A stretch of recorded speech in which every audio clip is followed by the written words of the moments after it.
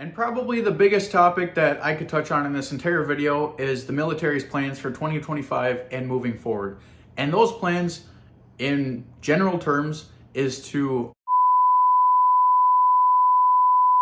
Now, if you are someone that is on the fence about joining the military or even the Army, my best advice would be just to do it. But obviously, I'm serving, so, that's the clear and obvious answer. However, the smartest decision would probably be to write out a list of pros and cons of how joining the military could affect your life and acting upon which side you tend to favor. The reason I say just to join the military if you're even thinking about it is because I've met so many people that, over and over again, every single time I see them, they're like, hey, I still want to join the military. And it's been years since they first told me they wanted to join. And people really get stuck in their own head and just say, yeah, I'm going to join the military eventually. And they never do. Mental roadblocks is probably one of the biggest reasons that people don't join the military. They have some sort of preformed idea of why the military wouldn't work for them, when in reality, it's not even that bad. The Army as a whole, in a sense, has gotten a lot easier to join, but at the same time, it's also gotten a lot harder in years past. And what I mean by that is things such as the earring policy and the tattoo policy, the Army has eased up their restrictions on. You can pretty much have a tattoo most places on your body, and that was not the case before.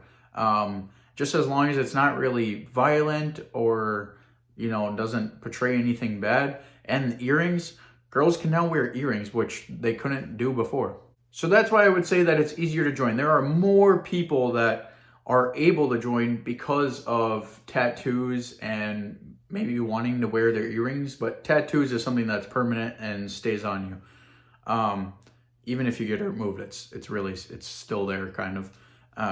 But I say it's harder to join because also a few years ago, the military as a whole was able to start pulling medical records. But the issue with that is this medical record system could pretty much pull just about anything. So it's much harder for someone to lie about their medical history and say, yeah, nothing's ever happened to me, I'm perfect, when they can now pull these and say, wait, what do you mean? This says right here that you've broken all of your bones. The Army in the year of 2025 and moving forward can really be summed up by one word, and that is modernization. That is the big bolded word that I have heard numerous amounts of people high up in the ranks, enlisted and on the officer side, talk about. Now, what do I mean by modernization? Well, if you look at it, the Army is planning to replace pretty much all of its weapon systems within the next few years. That includes the assault rifle, that is the M4, the M16, and even the 240 and the 249. Even some of the vehicles in the military, the Army is planning to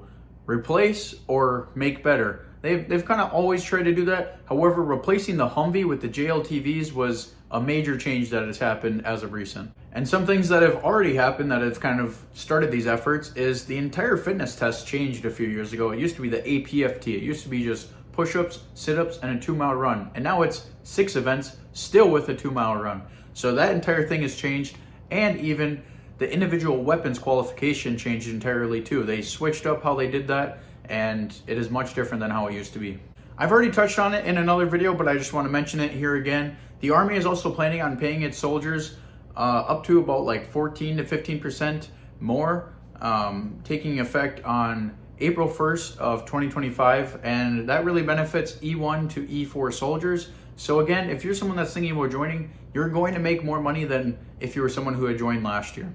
Now, money should never be the reason that anybody joins the military. However, I'm sure when some people see how much bonuses go for sometimes, they act upon it. And if you didn't already know, the military provides housing and covers some cost for food each month. And that's why sometimes people really like the stability that it gives them. It kind of gives them a baseline, somewhere to start. And then, maybe a couple years down the line, they can learn some good habits and they end up getting out of the military, but at least they can take all those useful skills with them. Anyways, guys, that is all I have for today's